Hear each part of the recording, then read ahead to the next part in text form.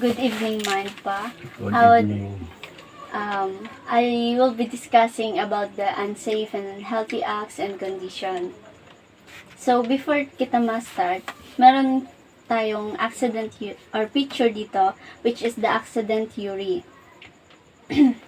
Isa sa mga pinanggagalingan ng accidents, we have the environment, materials, equipment, and especially the people. So, nakaka-encounter tayo ng accident every time na magkakaroon tayo or may gagawin tayong task. Ano nga ba yung accident? Accident is an occurrence or event that is unexpected, unforeseen, unplanned, and unwanted na nagkukos ng loss, damage, and injury or death. And also, we have the workplace hazard, which is the safety hazard and health hazard. Ano ba ang pinagkaiba ng safety hazard sa health hazard?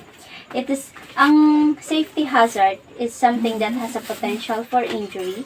Ito yung pwede tayong magkaroon ng injury.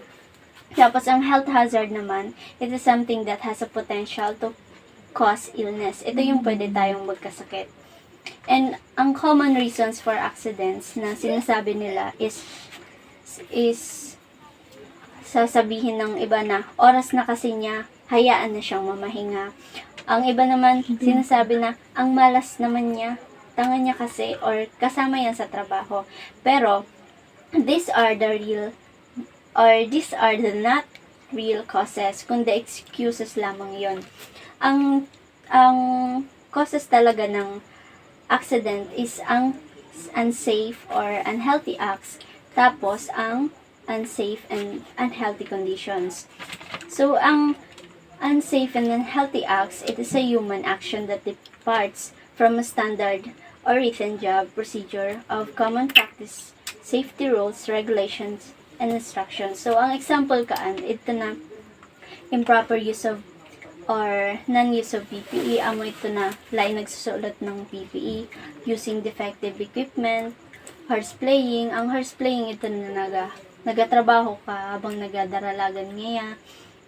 And also working while under the influence of alcohol and drugs. Ito na magatrabaho ka pero nakainom ka ngayon aron sa di. And also we have the unsafe and unhealthy act or unsafe or unhealthy conditions. Ang unsafe or unhealthy conditions is the physical or chemical property of a material, machine, or the environment that may result in injury to a person or damage, destruction to property, or other losses.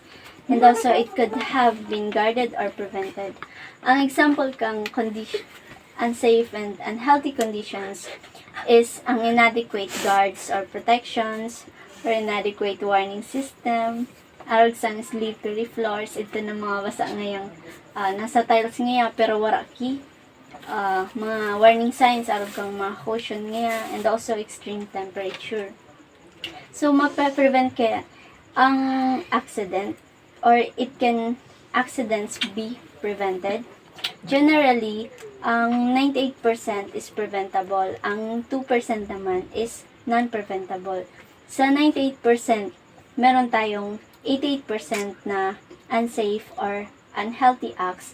And ang 10% naman is unsafe or unhealthy conditions. So, amo man lang po ito ang